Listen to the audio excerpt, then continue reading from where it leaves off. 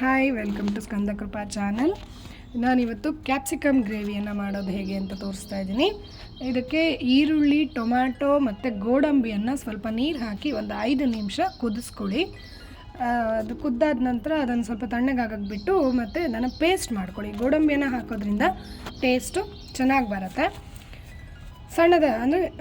ಸಣ್ಣದಾಗಿ ಪೇಸ್ಟ್ ಮಾಡ್ಕೊಳ್ಳಿ ನುಣ್ಣಗೆ.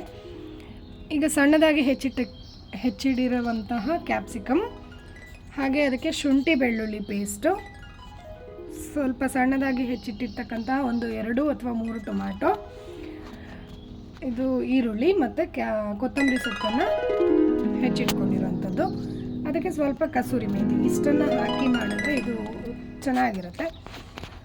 ಸೊ ಬಾಣಲೆ ಬಿಸಿ ಆದ ನಂತರ ಸ್ವಲ್ಪ ಎಣ್ಣೆ ಹಾಕಿ ಅದಕ್ಕೆ ಸ್ವಲ್ಪ ಜೀರಿಗೆ ಹಾಕೋದ್ರಿಂದ ಅದ್ರ ಪರಿಮಳ ಕೂಡ ಒಂಥರ ಚೆನ್ನಾಗಿರುತ್ತೆ ಮತ್ತು ಗ್ಯಾಸ್ಟ್ರಿಕ್ ಕೂಡ ಆಗೋದಿಲ್ಲ ಜೀರಿಗೆ. ಮತ್ತು ಅದಕ್ಕೆ ಶುಂಠಿ ಬೆಳ್ಳುಳ್ಳಿ ಪೇಸ್ಟ್ ಹಾಕುವಂಥವ್ರು ಧಾರಾಳವಾಗಿ ಹಾಕಿ. ನಾವು ನಮ್ಮನೇಲಿ ಸ್ವಲ್ಪ ಕಡಿಮೆ ಈರುಳ್ಳಿಯನ್ನು ಯೂಸ್ ಮಾಡೋದ್ರಿಂದ ನಾನು ಸ್ವಲ್ಪ ಕಡಿಮೆ ಹಾಕ್ಕೊಂಡಿದ್ದೀನಿ. ಒಂಥರ ಪರಿಮಳಕ್ಕೆ ನಾನಿಲ್ಲಿ ಜಸ್ಟ್ ಪರಿಮಳಕ್ಕಷ್ಟೇ ಹಾಕ್ಕೊಂಡಿದ್ದೀನಿ. ಶುಂಠಿ ಜಾಸ್ತಿ ಹಾಕಿದ್ದೀನಿ ನಾನು, ಬೆಳ್ಳುಳ್ಳಿ ಜಾಸ್ತಿ ಹಾಕಿಲ್ಲ. ಈರುಳ್ಳಿಯನ್ನು ಚೆನ್ನಾಗಿ ಫ್ರೈ ಮಾಡಿಕೊಳ್ಬೇಕು. ಈರುಳ್ಳಿ ಚೆನ್ನಾಗಿ ಫ್ರೈ ಆದ ನಂತರ ಸ್ವಲ್ಪ ಕ್ಯಾಪ್ಸಿಕಮ್ಮನ್ನು ಕೂಡ ಅದರೊಟ್ಟಿಗೆ ಚೆನ್ನಾಗಿ ಫ್ರೈ ಮಾಡಿಕೊಳ್ಬೇಕು.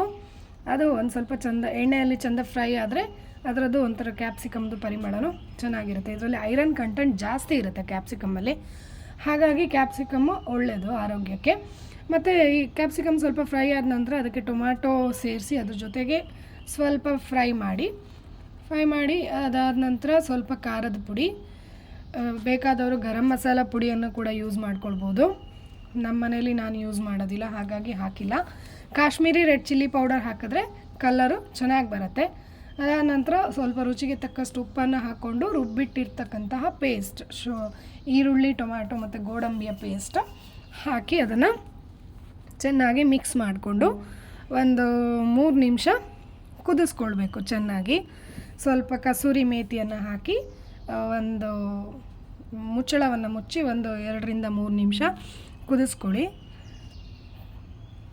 ಇದು ಚೆನ್ನಾಗಿರುತ್ತೆ ಚಪಾತಿ ಅಥವಾ ದೋಸೆ ಜೊತೆಗೆಲ್ಲ ಈ ಗ್ರೇವಿ ಚೆನ್ನಾಗಿರುತ್ತೆ. ನಾನು ಜಾಸ್ತಿ ಖಾರ ಮಾಡಿಲ್ಲ. ಬೇಕಾದವರು ನೀವು ಖಾರ ತಿನ್ನೋದಾದರೆ ಖಾರ ಮಾಡ್ಕೊಳ್ಬೋದು, ನಿಮ್ಗೆ ಎಷ್ಟು ಬೇಕು ಅಷ್ಟು ಖಾರ. ಎಲ್ಲ ಆದ ನಂತರ ಲಾಸ್ಟಲ್ಲಿ ಕೊತ್ತಂಬರಿ ಸೊಪ್ಪನ್ನು ಮೇಲೆ ಹಾಕಿ ಅದರಿಂದ ಒಂದು 2 ನಿಮಿಷ, ಅಂದರೆ ಒಟ್ಟು ಟೋಟಲಾಗಿ ಒಂದು 5 ನಿಮಿಷ ಚೆನ್ನಾಗಿ ಇದನ್ನು ಕುದಿಸ್ಕೊಂಡ್ರೆ ಸಾಕು. ಕ್ಯಾಪ್ಸಿಕಮ್ ಗ್ರೇವಿ ರೆಡಿ ಆಗುತ್ತೆ. Thank you for watching.